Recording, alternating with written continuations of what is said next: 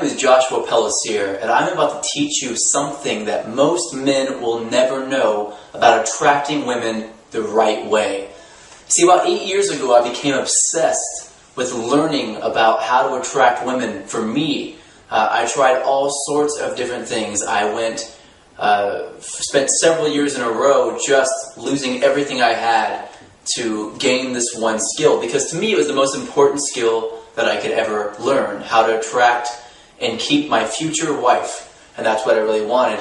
But what I found out pretty quickly is that there's lots and lots and lots of bad and just untrue information out there. I spent a long time trying that out, and I think I wasted, must be 3 years of that time studying this information that wasn't actually good. It wasn't actually real information. And so what I did is I spent the next several years trying to weed through all that crap and taking out all the things that weren't actually true. During that process, I became a very well-respected dating coach. Taught thousands of guys, had a syndicated radio show on Sirius XM, been on the Today Show, blah, blah, blah. Coached a lot of the coaches you may have heard of or may not have heard of, in either case. And so I spent a long time kind of working my way to the top. And for a long time I was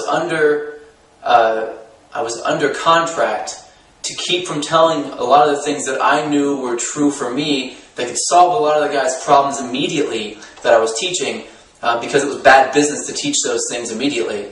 And so I was held under contract for a long time to keep those things secret, and I did, because if I didn't, I wouldn't be here talking to you now. But I'm not under contract anymore. I'm a free agent. I'm doing my own thing, and I'd like to teach you those secrets that most men will never know. Not only that most guys have paid thousands and thousands and thousands of dollars in my courses, in my personal courses, to learn. And I sell seats for $5,500 a person for 5 days. And so I teach really, really brilliant information now to people that, if I had that information when I was just starting out, it would have saved me years of time, and I would have been much more successful much earlier. But I went on this path, I believe, to learn what I learned to teach you how to do it faster than me.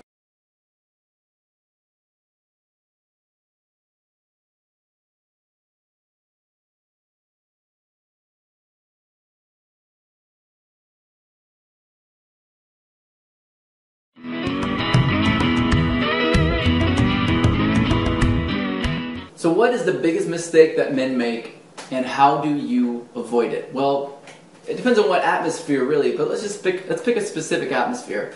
Let's pick at a bar. Let's think about a bar. Let's imagine you walk into a bar and you're by yourself, and you go up to the bar, you get a drink. Okay, so now we have a picture painted. All right, there's a bunch of people in the bar, and you see a lot of interactions going on, and there's some women kind of standing around, and you get the nerve to turn around and talk to them for a second. You say whatever it is that you would say at that time. Maybe you don't know what you would say, maybe that's a problem, but let's say that you somehow got past that. It was a friend of yours, and you just asked, "How do you know James?" So they start talking to you. All right, it's kind of a little bit of a loud environment. So what do? You can't hear very well, so you lean in, right, like this. You go, "Well, okay." You hear them talk, and then you go talk back, and you lean forward and talk like this, and then you lean back again, and then you lean forward and listen again as she's talking, and then you lean back again, and pretty soon you're doing this, and this is called pecking.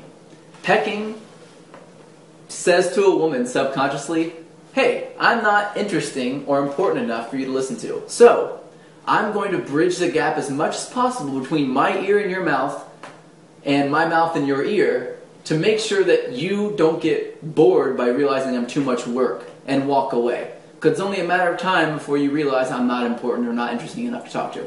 Now, women do see this subconsciously, which means they're not thinking that logically. They're feeling that, which is way worse.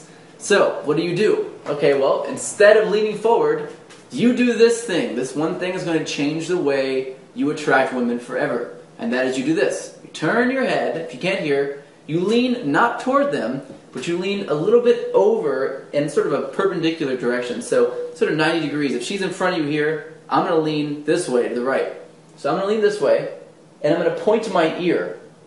What she's going to do, and maybe I'm going to furrow my brow a little bit, kind of do this like I can't hear her, like I'm having a hard time concentrating. What she's going to do is she's going to lean in to you and talk to you. She's going to bridge that gap. And that's exactly what you want her to do. Because when she starts to lean in to talk to you and then lean back and then lean in to listen and then lean back, you should be speaking loud enough so she can hear you anyway, but she starts to lean in to talk to you, she's going to start to think, not think, but feel like she's attracted to you. Now, why is this? Because when we lead the body, our minds follow. Which means if I do something and go through the motions of physically doing something, then my mind associates that movement with some feeling.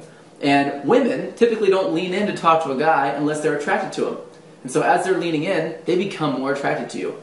It's kind of a ninja technique, and I want you to use it. It's fantastic. It's how to avoid that one. I see this problem a lot. There are a lot of other problems too. Men not touching enough, giving too much positive body language, building rapport too quickly, bantering too much, things like this. But I go into all those different pitfalls and how to avoid those in the Tao of Badass. Check out thedaoofbadass.com for more information now.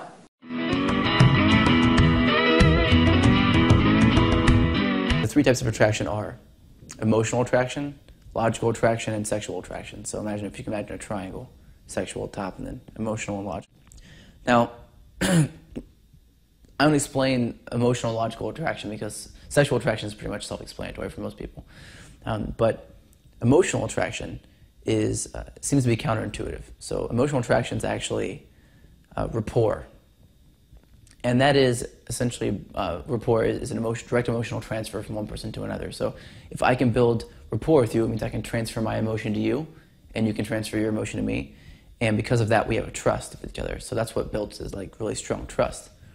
And then logical attraction is logistics, which most people would totally ignore. So just to get into how they all kind of interact, logistical issues in a relationship, logical attraction in a relationship is whenever you have timing was one of the areas as well. Timing, things like location, job preferences, I guess as far as job or lifestyle preferences, where they want to go this way and have traveling life, or one person wants a family immediately, the other person doesn't. Things like this, and then timing in relationship as well, in people's lives. So these are all three very important factors, and they all make up a really strong amount of a relationship. So if you're missing one, then automatically it throws off how you feel in the relationship. So, the reason why women are more prone to hopeless romantic relationships is because the emotional attraction part of the triangle that I said earlier, the emotional attraction part is rapport, that's empathy. So if all they want to do is empathize, they don't care about logical attraction. They just don't care. Their job is to supply this corner of the triangle, this empathy, this emotional attraction. So whenever they have that, they'll do anything they can to get it.